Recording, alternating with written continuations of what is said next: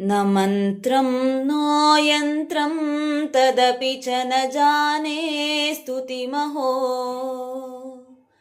न चाह्वानं ध्यानं तदपि च न जाने स्तुतिकथाः।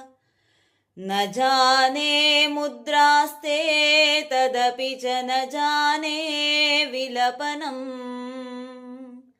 परं जाने मातस्त्वदनुसरणं क्लेशहरणम्। विधेरज्ञानेन द्रविणविरहेणालसतया विधेया शक्यत्वात् तव चरणयोर्याच्युतिरभूत्। तदेतत् क्षन्तव्यं जननि सकलोद्धारिणि शिवे। कुपुत्रो जायेत क्वचिदपि कुमाता न भवति। पृथिव्यां पुत्रास्ते जननि बहवः सन्ति सरलाः। परं तेषां मध्ये विरलतरलोऽहं तव सुतः।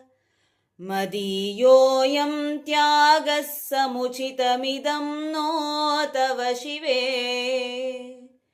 कुपुत्रो जायेत क्वचिदपि कुमाता न भवति। जगन्मातर्मातस्तव चरणसेवा न रचिता। न वा दत्तं देवि द्रविणमपि भूयस्तव मया।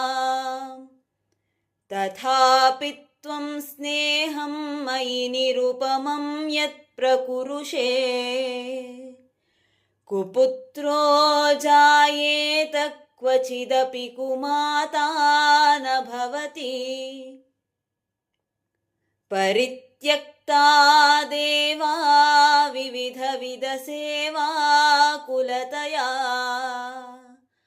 मया पञ्चाशीतेरधिकमपनीते तु वयसि।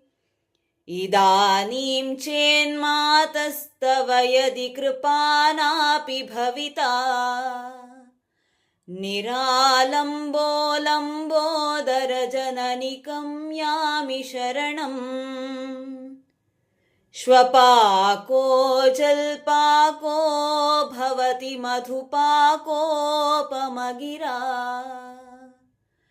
निरातङ्को विहरति चिरङ्कोटिकनकैः। तवापर्णे कर्णे विशति मनुवर्णे फलमिदम्। जनः को जानीते जननि जपनीयं जपविधौ। चिताभस्मालेपो गरलमशनं दिक्पटधरो। जटाधारी कण्ठे भुजगपतिहारी पशुपतिः। कपालीभूतेशो भजति जगदीशैकपदवी। भवानि त्वत्पाणिग्रहणपरिपाटी फलमिदम्। न मोक्षस्याकाङ्क्षा भवविभववाञ्छापि च न मे। न विज्ञानापेक्षा शशिमुखि सुखेच्छापि न पुनः। अतस्त्वां संयाचे जननि जननं यातु मम वै। मृडानी रुद्राणी शिव शिव भवानीति जपतः। नाराधितासि विधिना विविधोपचारैः। किं रोक्षचिन्तनपरैर्न कृतं वचोभिः।